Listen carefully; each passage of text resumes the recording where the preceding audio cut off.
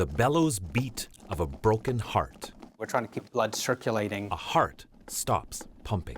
The struggle to save a life. First thing we do is call BC Ambulance.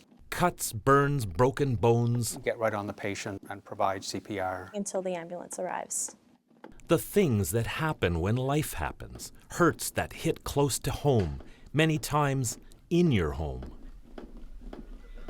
The St. John Ambulance Brigade volunteers battle on the front line throughout Greater Victoria. 7 and 8 and 9:30. We're going to push hard, we're going to push fast, and we're going to allow for full recoil of the chest, and that's very important. Just another Monday night. Trainers teach, learners listen.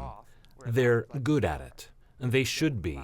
They've been doing it for over 100 years. In 1911, there was a meeting between the mayor, the police, and fire chiefs of Victoria, and they asked St. John Ambulance to come to town, basically to provide training for the police and fire, and it grew from there. 80 volunteers and a growing number of cadets make up the ranks. The uniform distinguishes the members from the public, part of the UK influence of this organization that began in the 11th century. Tonight's lesson, CPR, cardiopulmonary resuscitation. For me, first aid is being able to feel confident when you go out and you're able to help somebody.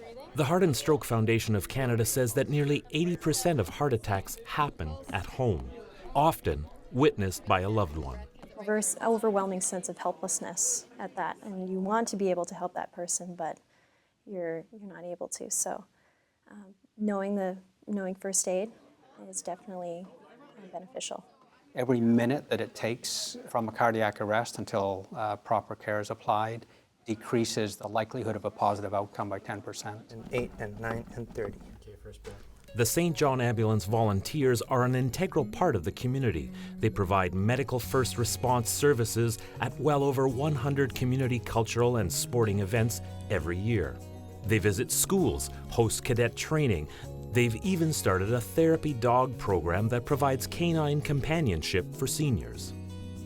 And every year, they teach first aid and CPR to over 2,500 people in our community. It's a question of trying to increase the capacity of the community to look after themselves, whether it's on a day-to-day basis or we're in an area where at some point a natural disaster would occur where emergency services are limited, and the more people in the community who can look after themselves, then the better the shape we're in.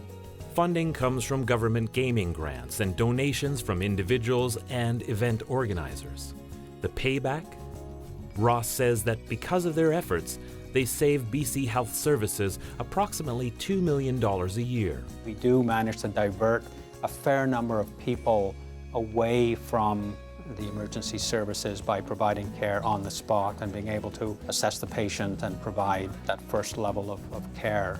Brianne says the benefits to her have been great as well. She's worked in recruiting, screening, and interviewing applicants. And I'll be able to take those skills later on in any career that I choose. But that's not the most important life skill she's learned from 3 years volunteering with St. John Ambulance. Once, she witnessed someone choking. And it was just when I had joined the brigade, so it was a bit nerve-wracking, but I was able to do the Heimlich to help him, so that was really empowering, really. Yeah, I saved his life. Ross says that empowerment was what led him to the brigade after he retired.